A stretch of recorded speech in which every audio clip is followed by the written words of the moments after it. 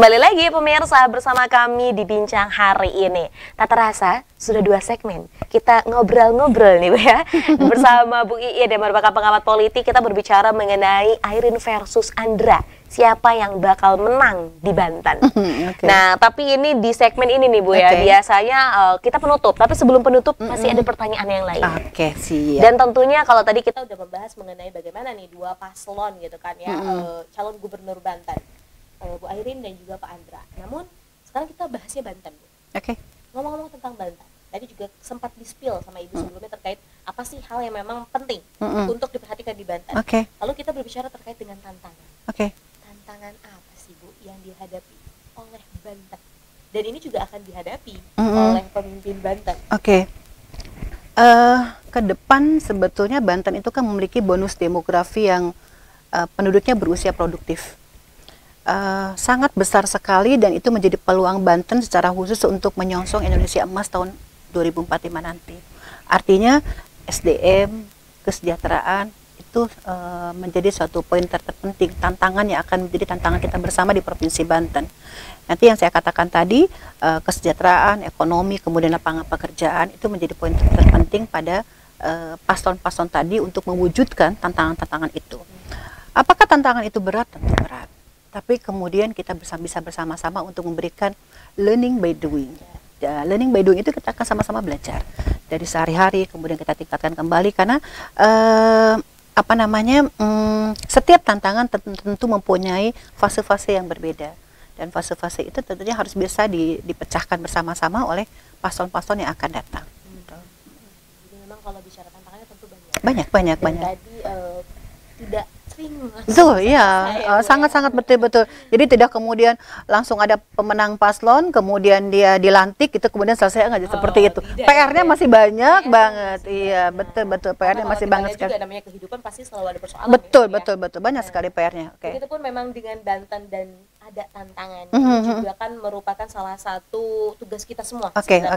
Ya pemimpin memang mempunyai tugas itu, tapi lagi ini bagaimana masyarakatnya itu untuk sadar terkait dengan kondisi Provinsi Banten. Ini juga demi kemajuan kita ya Bu ya. Betul. Nah kemudian Bu, ini berbicara tentang Pilkada Banten juga. Tentu ada wakil gubernur, calon wakil gubernur. Ya ini juga turut mendampingi Bu Airin dengan Pak Ade Sumardi, kemudian juga Pak Andra Soni, dan tentunya dengan Pak Dimyati Natakusuma. Dan ini kalau kita melihat Dimyati dan juga Ade ini sama-sama basisnya di selatan. Ya Bu ya, dan ini juga pasti mempunyai basis yang cukup tinggi. Menurut pandangan Ibu, elektabilitas keduanya ini seperti apa? Saya bicara kalau Airin itu kan ada faktor lain ya yang menjadi penentu hati pemilih di Banten, karena dia menjadikan elektabilitas tinggi. Ketika Bu Airin kemudian mempunyai elektabilitas yang tinggi, tentu dia akan mempunyai strategi. Strateginya dia sebagai pendamping itu harus siapa?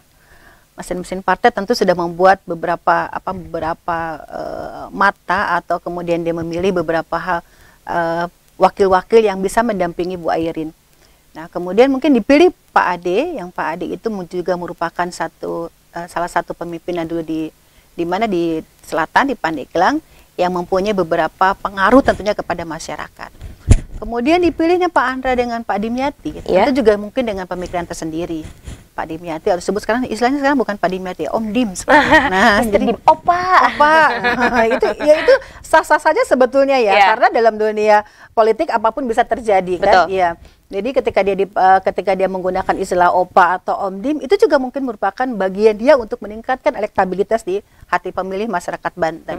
Dua-duanya saya katakan punya elektabilitas yang sama di hati pemilih masyarakat Banten. Tinggal sekarang bagaimana keduanya kemudian menggali kembali untuk membuat elektabilitas semakin baik. Karena begini, walau parpol tadi tidak menjadi penentu, karena parpol yang sedemikian yang bedanya sangat tinggi sekali. Di satu sisi parpolnya gemuk, satu sisi hanya 2, kemudian jadi 4 parpol yang tidak punya kursi itu. Itu bukan jadi penentu sebetulnya, gitu loh.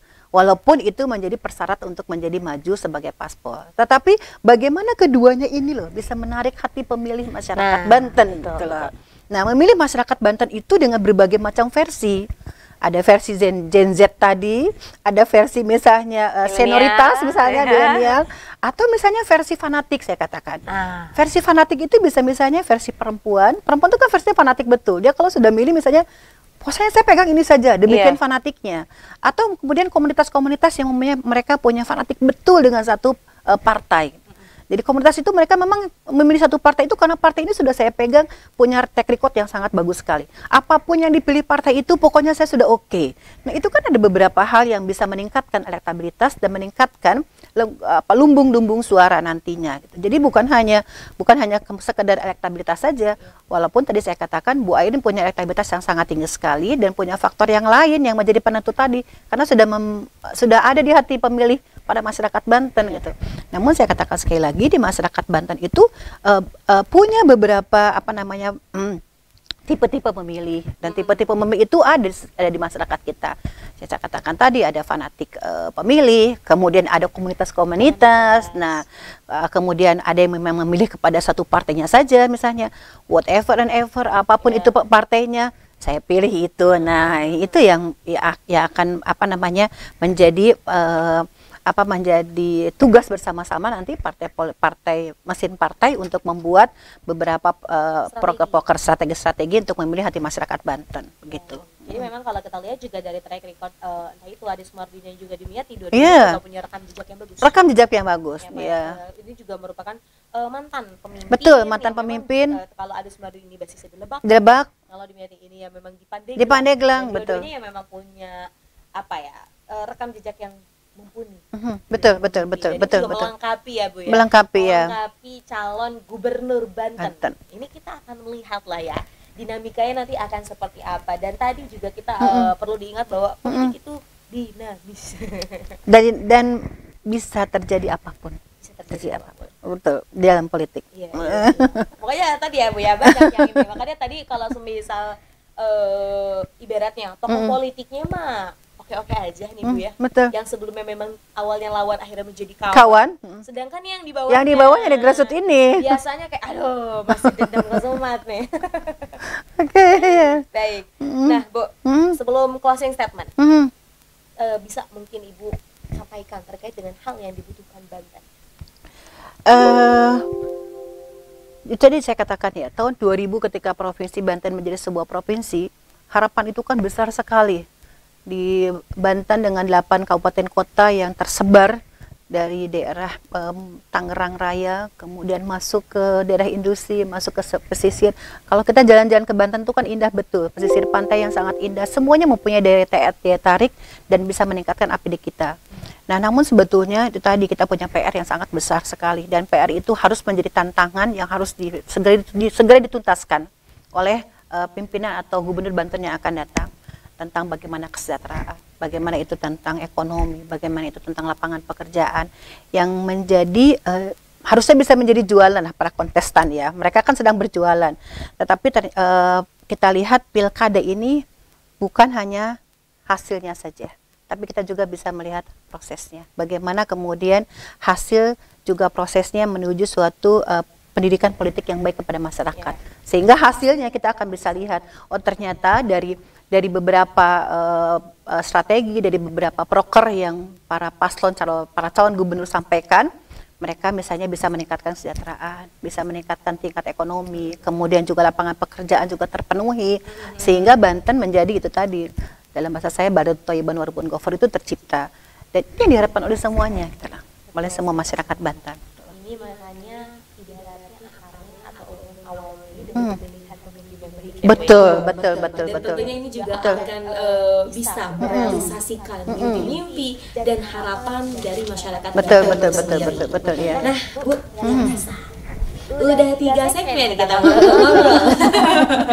Jangankan kalau misal on kamera ya, kalau misal off kamera aja kalau ngobrol tentang politik kan nggak akan ada habis. Mengalir ya. Betul sekali. Betul. Ada banyak yang bisa kita ulik mengenai politik, khususnya ya politik-politik di Indonesia. Iya, betul ya. Gitu.